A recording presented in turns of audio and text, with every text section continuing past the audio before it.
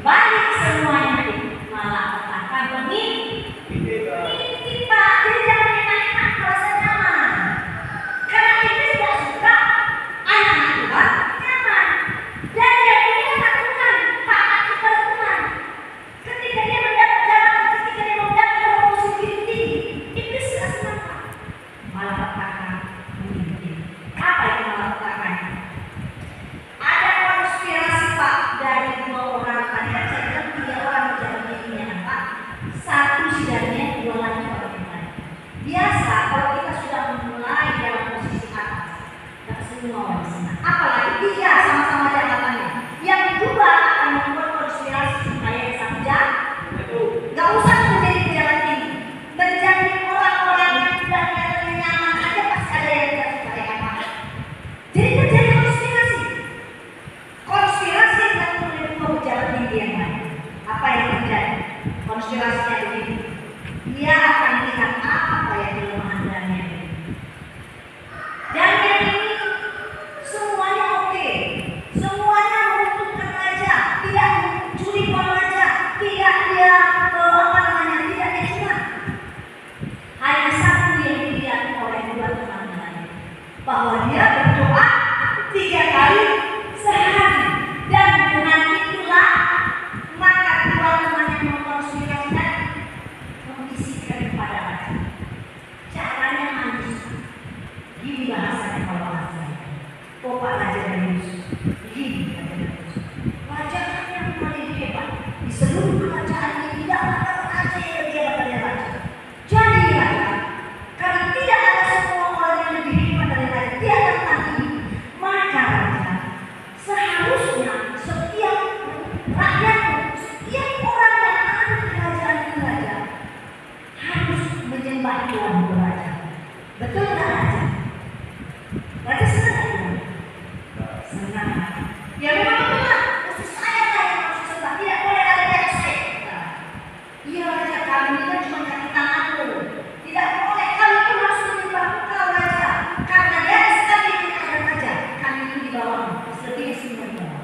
Wah, raja namanya dilakukan, dikasih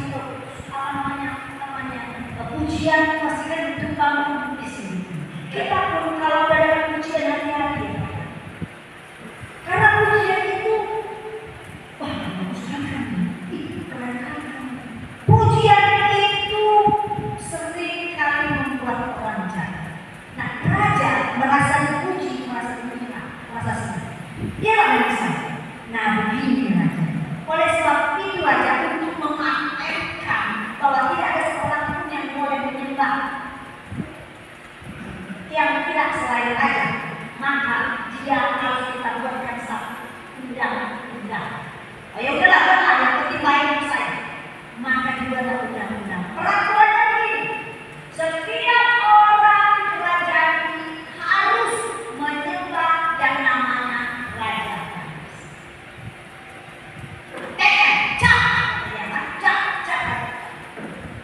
Maka raja pun mencari. 2 pejabat tinggi yang mengkonspirasikan. Kalau istilah sekarang ini divideokan. Waktu sidangnya yang berdoa 3 kali sehari, direkam deh Pak.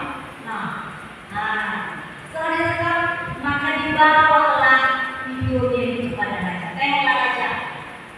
Dia ini adalah kaki tanganmu, tangan kananmu. Nomor 2 dari kami yang ketiga. Dia tidak melakukan peraturan yang raja tentukan. Dia melanggar. Dia tidak menyembah raja, tapi menyembah Tuhan yang lain.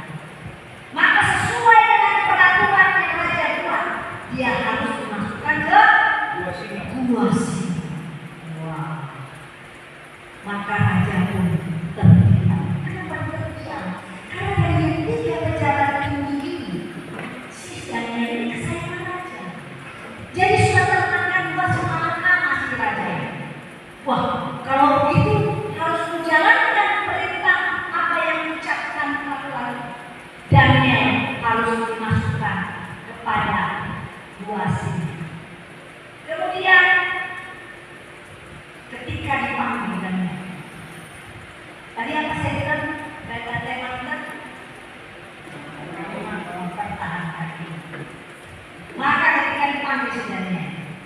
Daniel dihadapkan kepada dua pilihan.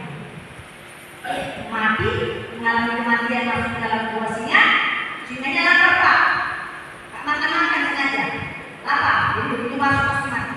Masuk ke gua singa atau meninggalkan Allahnya yang disembah, sehingga harus berubah.